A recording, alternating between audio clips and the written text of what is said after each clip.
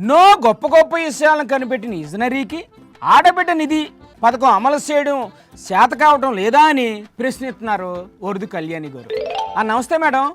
రాష్ట్రాన్ని అమ్మేస్తారంట విన్నారా? చంద్రబాబు నాయుడు గారు విజనరీ అని, సంపద సృష్టికర్త అని చెప్తూ ఉంటారు. ఎవ్వరు చెప్పరు.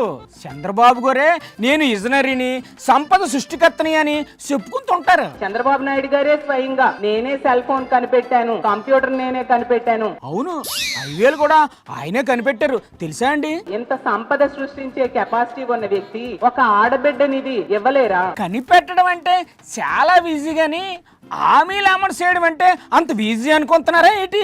చాలా కష్టం అండి బాబు.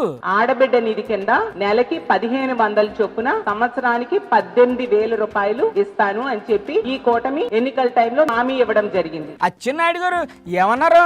వెళ్ళలేదేంటి మీరు? ఆడవాళ్ళకి నెలకి 1,500 అది చెయ్యాలంటే ఆంధ్రాని అమ్మాలి. ఇంకా ఆలోచన చేస్తుంది. విన్నారు కదా, రాష్ట్రాన్ని అమ్మేయాలంట. మోసానికి పరాకాష్ఠగా లేదా అచ్చెన్నాయుడు గారి వ్యాఖ్యలు? మోసం గీసం జాంతనై గట్టిగా మాట్లాడితే అన్ని అమలు చేసేసామంటున్నారు. మరి అన్ని చేసేసామంటున్నారు కదా, ఒక్క నిరుద్యోగికైనా నిరుద్యోగ భృతి 3,000 రూపాయలు ఇచ్చారా? అన్ని ఇచ్చేసామన్నారు కదండి ఇందాక అచ్చెన్నాయుడు గారు, వినలేదా మీరు?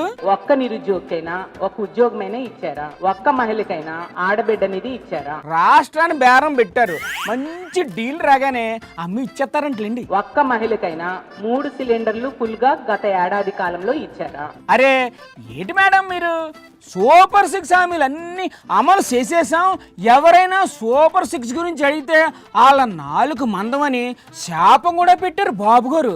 మళ్ళీ అడుగుతారేంటి మీరు? అచ్చెన్నాయుడు గారి వ్యాఖ్యలు బట్టి అర్థమైంది ఏంటంటే చంద్రబాబు నాయుడు గారు విజనరీ కాదు, విశ్వాసఘాతకుడు అనే విషయం ఈ రాష్ట్ర ప్రజలకు అర్థమైంది. మీరు ఏమైనా అనుకోండి, ఆయన మాత్రం అన్ని హామీలు అమలు చేస్తాం, ఇక మీ సావు మీరు సావండి అని సింగపూర్ వెళ్ళిపోయారండి.